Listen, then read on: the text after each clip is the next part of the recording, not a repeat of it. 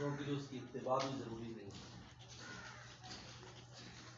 اس پر نوری نے جو واقعہ لکھا ہے کہ وہ صحابی جن کو تیر لگ رہے تھے، جس میں ہم اکثر پڑھتے ہیں نماز میں، اور وہ نماز جاری رکھے ہوئے تھے، ان کی نماز تو ٹوٹ گئی تھی، خون نکل گیا، لیکن ان پر غلبہ حال تھا کہ میں سورت پڑھ رہا تھا، میرا دل نہیں چاہا میں اس کو مکمل کیے بغیر چھوڑوں.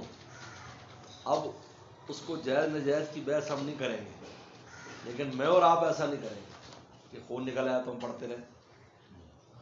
اس سے مسئلہ نہیں دے سکتے آپ، کیونکہ غلبہ حال ہے.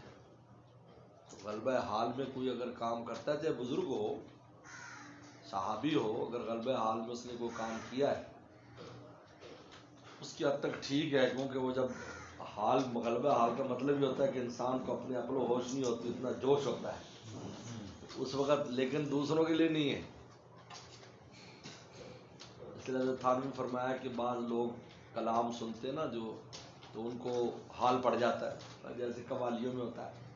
حضرت تھانوی نے فرمایا کہ اس کو سوئی چباؤ، اگر اس کو سوئی کا احساس ہو تو پھر کوئی غلبہ نہیں ہو، اس کا مطلب پھر ٹھیک ہے. اس کو سوئی چباؤ، اگر سوئی چوب گیا اس نے چیخ ہوئے، اس کا مطلب ہے کوئی غلبہ نہیں ہے. اور اگر سوئی نہیں چوبی، اگر اس کو محسوس نہیں ہوا تو اب اس کو غلبہ چھوڑ دو، اس کو جیسے کرتا ہے کرنے دو، اس کو وجد آیا ہوا ہے. تو یہ سب چیزیں اس غلبے پر ہیں. جس کو وہ غلبہ حال ہو تو ٹھیک ہے، لیکن دوسرے اس کی اتباع نہ کرے. یہ بڑی اچھی مثال انصاری صحابی کی رسول صاحب حضرت نے دی، حضرت بن نوری رحمۃ اللہ علیہ.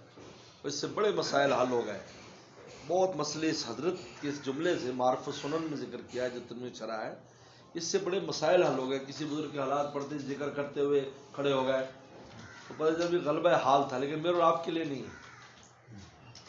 ذکر کرتے کرتے ان پر طاری ہو گیا، یا وہ بے ہوش ہو گئے، کوئی بات اللہ کی محبت کی سن کر ہم بھی کہیں یار ہم کیوں بے ہوش نہیں ہوتے، یہ کوئی ضروری نہیں ہے، کیونکہ یہ غلبہ حال ہے.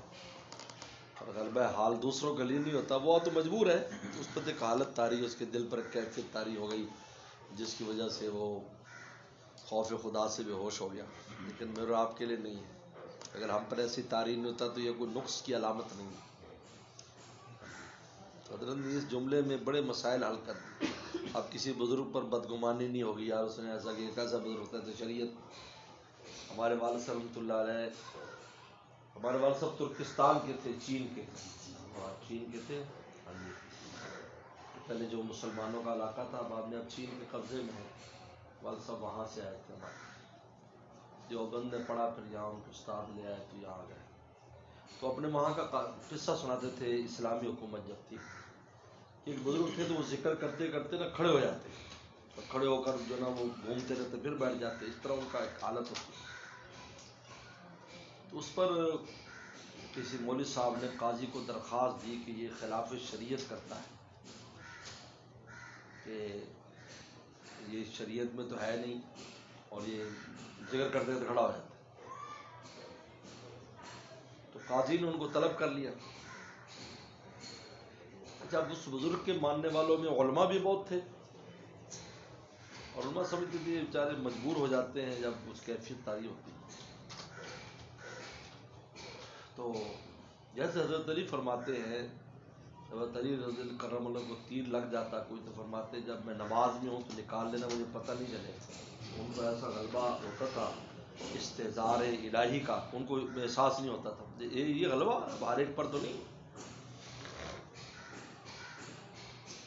تو وہ پیش ہو گئے، تو ان کے ساتھ ان کے علماء بھی اور وہ مخالف بھی علماء. قاضی کا ہوتا کیا تھا کہ قاضی بیٹھا ہے تو 10 عالم ادھر ہوتے تھے، مفتی 10 مفتی تھے، سب کے سامنے کتابیں کھلی ہوتی تھی. وہ جب درخواست آتی تو متعلقہ مفتی کو دیتے جو اس عبارت پر کتاب لے کر بیٹھا ہے. جب دے دی تو اس نے کہا کہ جان جی لکھو، بتاؤ فتویٰ دو تاکہ ہم حکم نافذ کریں. اچھا، بحث مباحثے کے لیے بھی علماء تیار بیٹھے ہیں. بات چیت شروع ہو گئی، بس نتیجہ نکلا کہ قیلہ یجوز و قیلہ لا یجوز، یعنی کسی نے کہا جائز ہے اگر غلبہ حال ہو، کس نے کہا جائز نہیں؟ ان بزرگوں کو حال پڑ گیا کہ قیلا یجوز قیلا لا یجوز، قیلا اس نے جو پڑھا تو وہ جناب اپنے طریقے پر.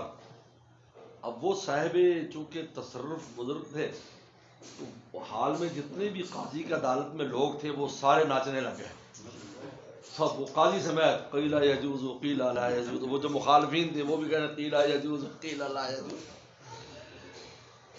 تو جب وہ ان کی طبیعت صحیح بحال ہوئی تو پھر سب ہوش میں آ گئے. تو قاضی نے کہا بھی ان کو معاف ہے یار، یہ تو ہمیں بھی انہوں نے نچوا دی، جاؤ.